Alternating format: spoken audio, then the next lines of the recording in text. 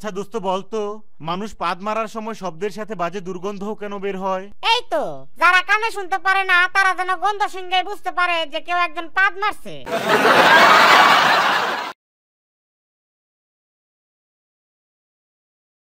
আচ্ছা বল্টু সাহেব, আগামীকালকে আপনার ফাঁসি হবে, তো আপনার শেষ ইচ্ছে কি বলুন? কেন, আপনারা কি আমার শেষ ইচ্ছা পূরণ করবেন? জি অবশ্যই পূরণ করব।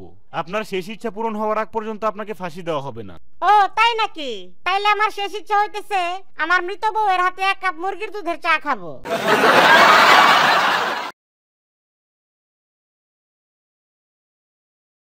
কি রে দোস্ত, তুই আপেলটা এইভাবে ভাগ করলি কেন? কেন, কিভাবে ভাগ করছি? এই যে তুই বড় অংশটা নিলি আর আমাকে ছোট অংশটা দিলি। কেন, তুই ভাগ করলে কি করতি? আমি ভাগ করলে তোকেই বড় অংশটা দিতাম আর আমি ছোট অংশটা নিতাম। আরে সেই জন্যই তো আমি বড়টা নিছি।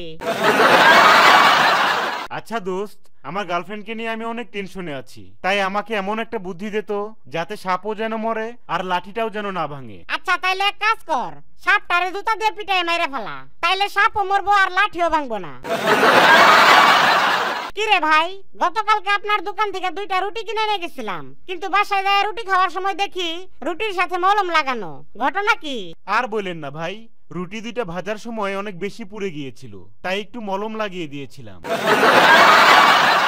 আচ্ছা বল্টু, আমি আমার বয়ফ্রেন্ডের সাথে আমাদের রিলেশনটা ব্রেকআপ করে ফেলতে চাই, তো এখন কিভাবে ব্রেকআপটা করি বলতো? আমাকে ভালো একটা আইডিয়া দে। আরে ধুর পাগলি, এটা নিয়ে তো ভাবার কি আছে? একদিন মেকআপ ছাড়া ওর সামনে যাবি, তারপর দেখবি পোলাটা এমনি বেহুশ হয়ে যাব।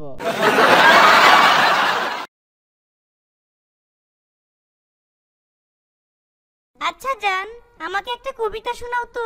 আচ্ছা ঠিক আছে, শোনো তাইলে। আতা গাছে তোতা পাখি, ডালিম গাছে মৌ, আগে জানলে ঘরে আনতাম না তোমার মতো ডাইনি বউ। আচ্ছা বল্টু বলতো, প্রথম বিশ্বযুদ্ধ কবে হয়েছিল? এই তো স্যার, প্রথম বিশ্বযুদ্ধ হয়েছিল 2য় বিশ্বযুদ্ধের আগে। আচ্ছা ডাক্তার সাহেব, আমার অনেক দিন বেঁচে থাকতে ইচ্ছে করে, এখন আমি কি করতে পারি বলেন তো?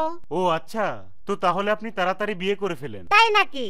তো বিয়ে করলে কি অনেক দিন বেঁচে থাকা যায়? আরে না, বিয়ে করলে আপনার আর বেশি দিন বেঁচে থাকতে ইচ্ছে করবে না।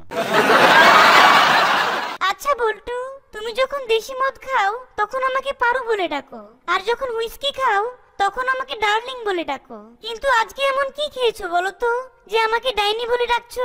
আরে আজকে আমি কিছুই খাই নাই, তাই তোমারে ঠিকঠাক ভাবে চিনতে পারছি।